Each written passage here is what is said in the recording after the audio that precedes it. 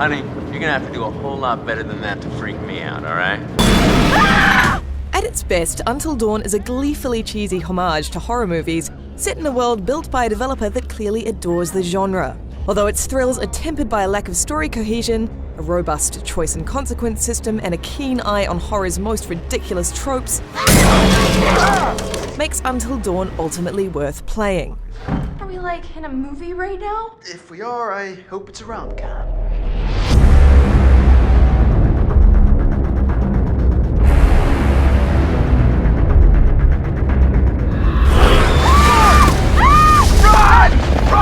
Developer Supermassive Games has threaded horror movie cliches into Until Dawn's setup and amplified them to extreme degrees.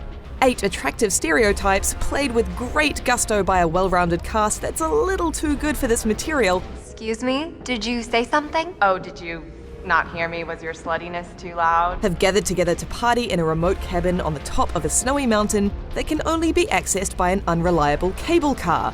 What could possibly go wrong? Jesus! Until Dawn's game world is small, but Supermassive has made it entertainingly hostile. Angry wildlife, abandoned mines, a huge morgue, a cabin that's out to kill you. What the hell was that? It's all here. Until Dawn's high angles and tracking shots also do a great job making you feel like you're always being watched. It's a ridiculous place to spend any length of time, of course, and during its first half, Until Dawn really revels in the slasher genre's idiosyncratic idiocy. While I wish the script here had been sharper overall, I enjoyed watching Until Dawn's characters do stupid things in the name of covering more ground or taking any available opportunity to have sex. Play your cards right and maybe you will get lucky. Like, any. Maybe we just need to jump into it. Such gleeful abuse of genre tropes does dilute Until Dawn's scares significantly. I laughed more than I flinched, though it does employ the occasional bit of clever misdirection to pull off a couple of genuine shocks. Woo! You are a wizard! Supermassive has an excellent handle on the language of horror movies, and Until Dawn is at its most scary when a character is slowly backing out of a doorway or approaching a sinister, rattling trapdoor. However, Until Dawn can't quite sustain its tongue-in-cheek tone across its 10-ish hours, and the story veers off into an entirely different direction in a much darker and sillier second half. While there are still some tense moments to be had here, this sudden shift strips away any cohesiveness and left me feeling like I'd played through 2 very different and discordant experiences.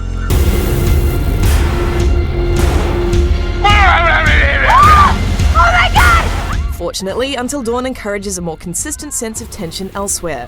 Your goal is to save, or kill, let's face it, as many characters as you can, and every choice you make shapes their fates. Some decisions I made in Until Dawn had minor consequences. I didn't do it on purpose. Some left me genuinely shocked, and all felt satisfyingly connected to my own actions. I played through twice to mess around with its systems and was delighted to find new storylines and information I'd missed the first time around by choosing different options. Hey! What the hell is wrong with you two? QuickTime events play a big part in Until Dawn too, and though occasionally tedious, there are real repercussions for failing. Some of Until Dawn's most thrilling moments came when I was being pursued and had to make split-second decisions on my method of escape, all the while trying not to fumble at a prompt which would result in my immediate death.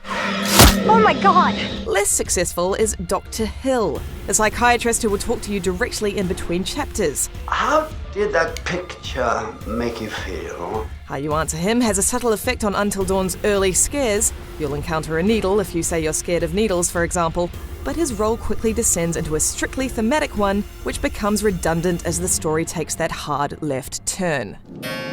Oh, once again, I'm afraid we're out of time. I killed him! I killed him! It was my fault, man! No, this is insane. We need to go get some help. Until Dawn is a flawed but fun experience. Though an extremely unfocused story means it falls short of greatness, it's an otherwise entertaining homage to the curious traditions of horror movies, which pays off your in-game decisions with occasionally shocking consequences. For more on Until Dawn, stick with IGN. Buddy, you in there?